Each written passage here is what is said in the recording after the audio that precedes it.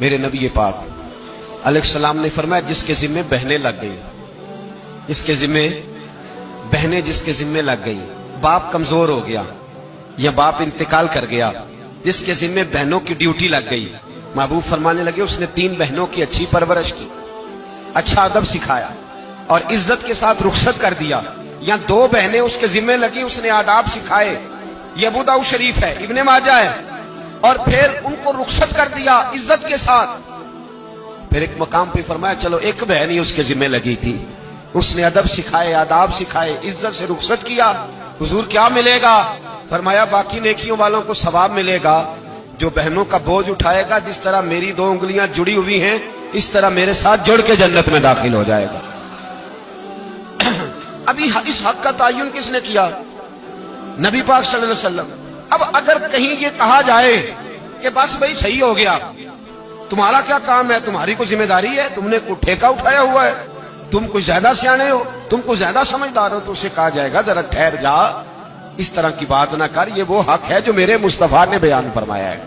جہاں بیوی کے حقوق بیان فرمائے وہاں میرے نبی پاک نے بہن کے حقوق بھی بیان فرمائے۔ دیکھیے نا، جناب ام ہانی حضرت علی کی سگی ہمشیرہ تھی، نبی پاک صلی اللہ علیہ وسلم کی چچا زاد بہن تھی، پر اللہ کے رسول ہمیشہ انہیں تحفے بھیجا کرتے، ان سے محبت فرماتے، ان کے بچوں کے ساتھ پیار کرتے۔ فرمایا علی کی بہن نہیں، یہ میری بھی بہن ہے۔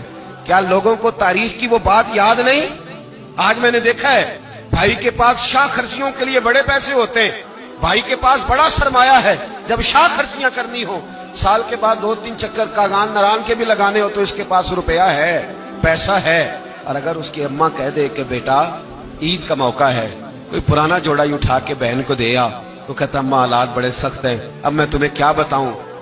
ہمیں وہ بات یاد نہیں کہ نبی پاک کی رضائی بہن جناب شیمہ جب ان کے قافلے کے خلاف مسلمان لڑے، انہوں نے جنگ کی اور وہ قید ہو کے آئیں، حضرت ابو ہریرہ سے کہنے لگی جا کے مصطفیٰ کریم کو بتاؤ میں تمہاری بہن ہوں۔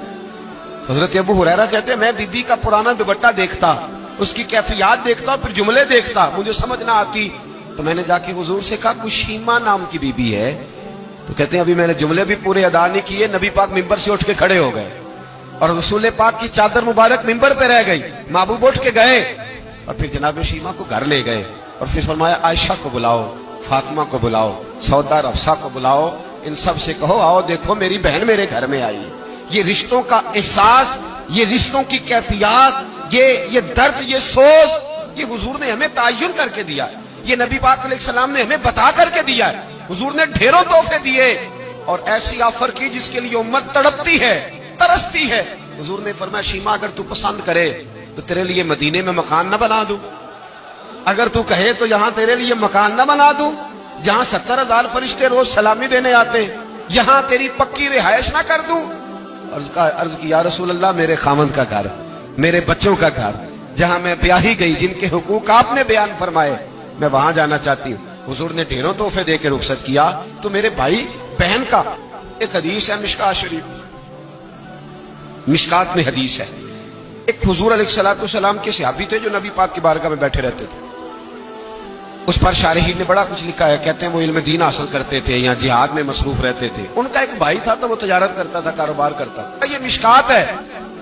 ایک دن آ کے عرض کرنے لگے یا رسول اللہ صلی اللہ علیہ وسلم اسے سمجھائے کوئی کام بھی کرے، آپ کے پاس بیٹھا رہتا ہے، ڈیوٹی ساری میں کرتا ہوں۔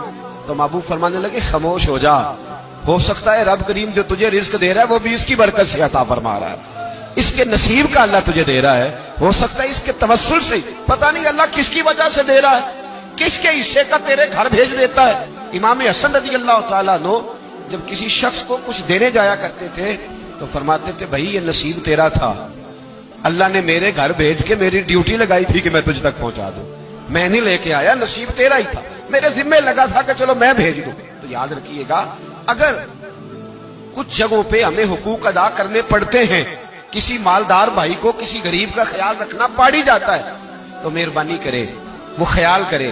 میں نے ایک امیر بھائی سے ایک دفعہ کہا کہ تیرے غریب بھائی کی بچیاں بڑی ہو گئی ہیں، تیرے بچے ہیں، رشتہ لے لو، رشتہ لے لو۔ تو کہنے لگا نہیں وہ جب شادی کرے گا تو میں تعاون کروں گا۔ تو میں نے کہا تو کیا تعاون کرے گا، کیا مطلب ہے تیرا؟ تو بھائی کی محبت کو پیسوں میں تول رہا ہے، سوچا ہی نہیں تو نے، وہ اسی باپ کی صلب سے جس سے تو ہے، اسی ماں کا دودھ پیا ہے जिसका तूने पिया है। तुझे वो दौर भूल गया है कि जब घर बाहर कोई तेरे भाई को घूरता था, तू कहता था मैं आंखें निकाल दूंगा, तेरी जरूरत कैसे हुई, मेरे भाई को घूरता है। और आज तू कहता मैं ताउन कर दूंगा। मैंने कहा ताउन तो करने वाली बड़ी दुनिया है, तू थोड़ी तवज्जो कर, ख्याल कर। अल्लाह बड़ा मेहरबान है, बाजों का दिल में बात डाल देता है। सुबह फजर के वक्त मुझे मिले तो कहने लगे आपने बात तो बड़ी पते की। मेरे घर के अंदर कुछ कैफियत ऐसी थी पर रात मैंने बदल दी है। अब दुआ फरमाइएगा अल्लाह मुझे इस एहसास पर इस्तिकामत अता फरमाए।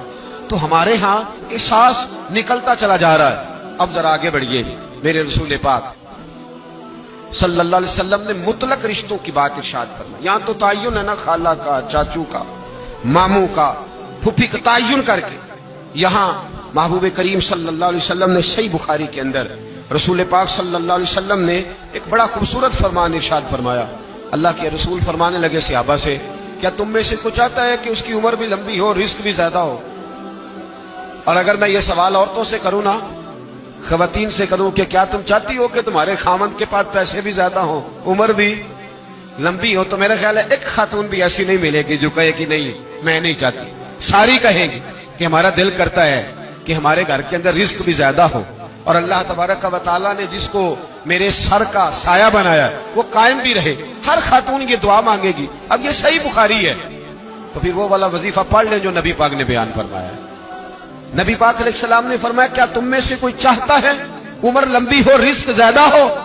शाबाश करने लगे हुजूर सारे चाहते हैं, ये सही बुखारी है।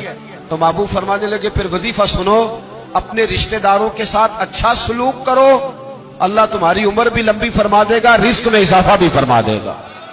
रिश्तेदारों से अच्छा सलूक करो, सिला रहमी करो, उनका ख्याल करो। अगर गरीब है तो उनकी मदद करो। अगर किसी जगह तुम्हारी ढारस की उन्हें जरूरत है तो उनकी ढारस बंधाओ, थोड़ा आगे बढ़ो, उनके साथ थोड़े रिश्तों को निभाओ।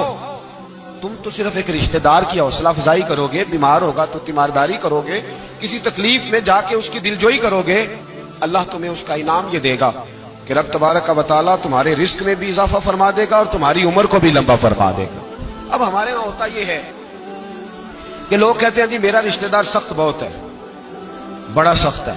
दुनिया में सबसे सख्त रिश्तेदार मेरे नबी पाक को मिले थे। सबसे सख्त रिश्तेदार, सख्त रिश्तेदार, ऐसे रिश्तेदार कि जो तलवारें लेके आ गए शहीद करने को, और ऐसे रिश्तेदार जो बदर की जंग तक तलवारें लेके आते रहे, और ऐसे रिश्तेदार जो फतह मक्का तक तलवारें लेके आते रहे। लेकिन जिस दिन उन्होंने नरमी फरमाई, मेरे महबूब ने फरमाया तुम तो सिर्फ नरमी करोगे, मुझे तो अल्लाह ने रहमत लिल आलमीन बना के भेजा। मेरे महबूब पाक अलैहिस्सलाम ने करम के दरवाजे ही खोल दिए। हुजूर ने रहमतें फरमा दी। हमारे अंदर की वो घुटन और मिजाज का वो कमजोरपन और वो जो हम अंदर से बुज़दिली दिखाते हैं रिश्तेदारों के मामले में, वो बहुत सारी जगहों पे हमारा नुकसान करती है। अपने रिश्तेदारों के साथ थोड़े से मामलात को बेहतर रखना,